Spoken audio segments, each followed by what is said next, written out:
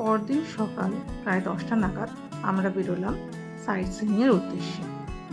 প্রথমেই আমরা যাব কবির চৌবুতর, যেখানে একসময় কবির এসে থেকেছিলেন এবং সাধনা করেছিলেন।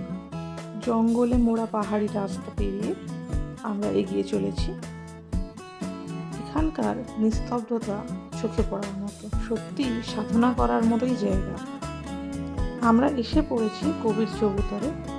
এবার এই জায়গাটা ঘুরে দেখার পালা। জায়গাটা ভীষণ নিস্তব্ধ আর সবুজে ঘেরা। এই কুণ্ডটায় সকালবেলার দিকে জলটা সাদা হয়ে যায়। এখনো নিচের দিকে দেখলে দেখা যাচ্ছে হালকা হালকা সাদা সাদা স্তর জলের নিচে এখনো দেখা যাচ্ছে। এই কুণ্ডটার পাশ থেকেই রয়েছে রাস্তা, যেখানে কবির বসে সাধনা করেছিলেন, সেই দিকে যাওয়ার রাস্তা। এখানে রয়েছে একটা বিশাল বড় বট গাছ, যার নিচে কবির বসে সাধনা করতেন। আর এই যে রয়েছে কবির চৌবুতর, দেখুন এখানে রয়েছে একটা ছোট্ট মতো বসার জায়গা। এখানে বসে কবির এবং ধর্মদাস সাহিব নিজেদের মধ্যে ধর্মালোচনা করতেন। দেখুন ওদিকে লেখা রয়েছে কবির বট, কবির চৌবুতর। অ্যারো চিহ্ন করা দিকটায় দেখলেই দেখা যাবে একটা বিশাল বট শাখা প্রশাখা বিস্তার করে দাঁড়িয়ে রয়েছে। এখান থেকে এবার আমরা যাব কবির যেখানে থাকতেন সেই ঘরটিতে। চারিদিকে একদম সাধারণ জীবনযাপনের চিহ্ন। একটি বেদির উপর রাখা ছিল তার ব্যবহৃত খড়ম, সাধনার জিনিস, সবকিছু। এখান থেকে বেরিয়ে আমরা যাব অরন্ডি সঙ্গম গুফা। नर्मदा माता से भेंट करने आती है। अच्छा। एक बार अरंडी संगम में करी, उतने ही फल की प्राप्ति होती है। और काल सर्प योग की पूजा जो नासिक में होता है, उससे 10 गुना यहाँ पे फल है। नासिक के काल सर्प योग একটা পুজো আছে।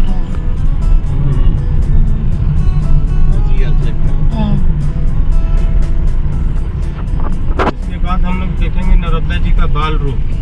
अच्छा, आप लोग अभी देखा होगा तो नर्मदा जी बहुत चौड़ा, बहुत बड़ा दिखाई दे रहा है ना। हाँ।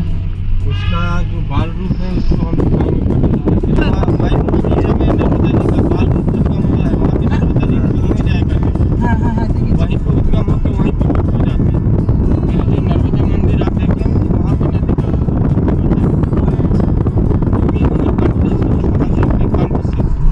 अच्छा जी हाँ। जो अपना कुंड दिखाई है कांच का जो बना हुआ है, उसके बाजू में जो पीछे साइड मंदिर है, उसको अमरकंटेश्वर महादेव कहते हैं। जब वो खाली होता है तब दिखाई देता है कि कंठ से जो है नर्मदा जी निकलती हुई दिखाई देते हैं। खाली कभी मिलता है क्या? हाँ, खाली मिलता है ना, कभी कभी खाली होता है। पानी जब थोड़ा ज्यादा हो जाता है तो उसको खाली करके साफ किया जाता है कुंड को, उस समय पे दिखाई देता है। আমরা পৌঁছে গেছি অরন্ডি সঙ্গম গুফাতে, যেখানে পৌঁছাতে আমরা প্রচুর ইনফরমেশন পেলাম আমাদের যিনি ড্রাইভার ছিলেন তার কাছ থেকে। আমরা গুহার মধ্যে প্রবেশ করেছি। এখানে রয়েছেন রাম, সীতা, লক্ষ্মণের মূর্তি। আর এখানে রয়েছে একটা কুয়ো, সেটা আপাতত ঢাকা রয়েছে কোনো রকম দুর্ঘটনা এড়ানোর জন্য। অমৃত কুণ্ড কুয়ো দেখে আমরা বেরিয়ে আসলাম, আবার গুহা থেকে বেরিয়ে পড়ব। এই অরন্ডি সঙ্গম গুহার চারপাশে রয়েছে অনেকগুলি মন্দির। তার মধ্যে একটিতে রয়েছেন মা গঙ্গা, মা নর্মদা, মা অরন্ডি। মন্দিরের পাশেই রয়েছে খুব সুন্দর একটা লেক। চলুন দেখে আসি লেকটা। লেকের জল পরিষ্কার স্বচ্ছ একদম। আর একটা মন্দির রয়েছে, এটা রয়েছে হনুমান মন্দির।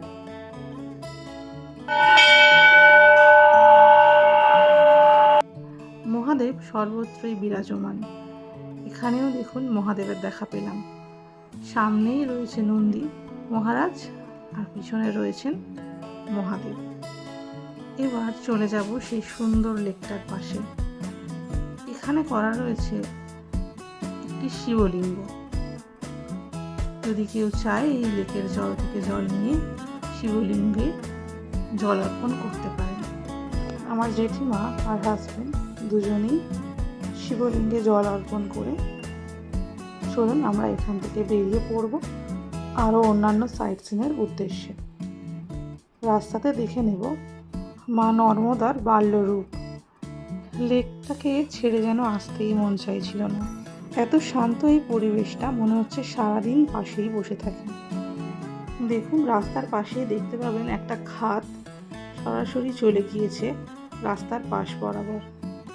এটাই মায়ের বাল্য রূপ। নর্মদা মায়ের বাল্য রূপ দেখে আমরা এখান থেকে বেরিয়ে যাব। আজকের ভিডিও এই পর্যন্তই। ভিডিওটি কেমন লাগলো অবশ্যই নিচে কমেন্ট করে জানাবেন। ভালো লাগলে একটা লাইক করে দেবেন। অমরকণ্টক ভ্রমণের পরের পার্ট খুব তাড়াতাড়ি আসছে।